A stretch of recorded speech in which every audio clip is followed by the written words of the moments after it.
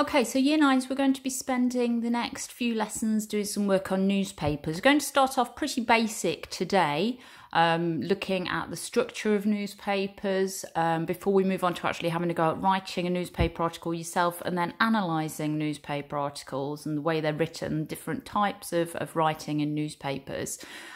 So what I'd like you to start off by doing is finding a copy of a newspaper. Now, if you don't have a newspaper at home, that's absolutely fine. If you go online, then you can find, newspaper of your choice, the Daily Mail, the Sun, the Independent, the Telegraph, doesn't matter. You can get copies of all of them online.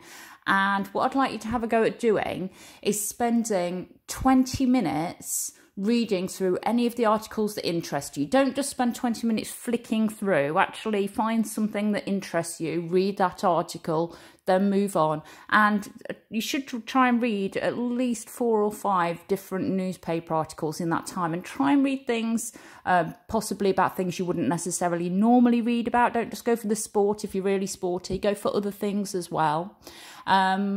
And then I want you to pick one of the main articles. Now, that could be one of the ones that you've read during that 20 minutes. I want you to read it really carefully. If you've got a paper copy of the newspaper, then cut it out, if that's okay, if everybody else has finished reading the newspaper.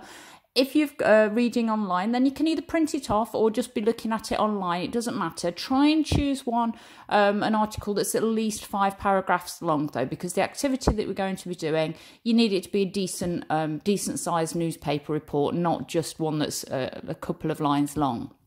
So we're going to spend some time looking at the features of newspaper writing. So firstly, what I'd like you to do, if you've got a paper copy or you've printed one off, underline the headline, okay? So find the headline and underline it. If you're just looking at the computer and you're looking at the article online, write down what the headline is. Headline equals, and then write down what the headline is. Question 2, why do you think the headline might attract readers? Okay, think about that. Why has that particular headline been used to attract readers? Number 3, nice easy one, label the picture if there is one. Number 4, describe what the picture's of, and then linking that to number 5, why do you think this picture has been used? Okay, think about what the picture's of and why that particular photo has been used. Question 6, label the lead paragraph. The lead paragraph is the first paragraph in a newspaper report. Sometimes you'll notice when you've been looking at the newspapers that it's written in bolder font, bolder text than the rest of the article. So that first paragraph, it might only be 1 sentence long, it might just be a couple of sentences. That's called the lead paragraph. Question 7, I want you to look carefully at that lead paragraph. What information does that lead paragraph give you? So just write down a sentence or 2 explaining what information that lead paragraph gives you.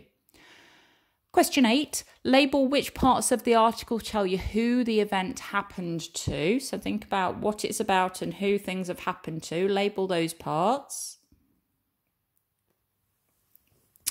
Question 9, label which part of the article tells you when the event happened. And question 10, label which part of the article tells you where the event happened. Question 11, label which parts of the article tell you what exactly happened. So the detail, not just a summary, the detail of what's happened. Question 12, are there any quotes? If there are, label them. So just highlight or underline where the quotes are, or if you're working online, then have a look at where the quotes are and just write down where you find them. Question 13, who are the quotes from? And 14, why do you think these people were asked to give quotes? So think about the people that have been interviewed. Why do you think those people in particular have been asked to give quotes? So the next activity in your English book or wherever you write in, scrap of paper, whatever it is, write a paragraph to summarise in your own words the main points of this story. Okay, so I want you just to write a paragraph explaining what this newspaper report is about. What event is it telling you about? Okay, just 1 paragraph, so you're only looking at a few sentences here. Final thing for today, I want you to copy down this information. So hopefully you will have noted some of this information as you've been doing this activity. The purpose of the headline is to catch the reader's eye. So whatever was written in the headline that you were focusing on should have been there to draw the reader in, to make them wonder what that story's about and to get them to read it. The first paragraph, that lead paragraph that you labelled, tells us briefly what has happened. It tells us who, what, where and when.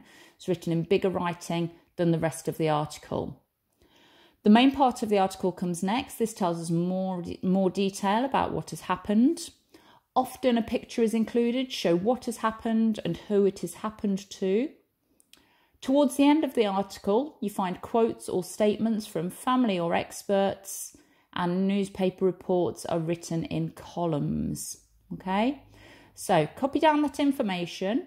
Hopefully you've enjoyed having a look at newspapers today. Next lesson that we do, we're actually going to be having a go at writing a newspaper report ourselves following this structure. Okay, well done.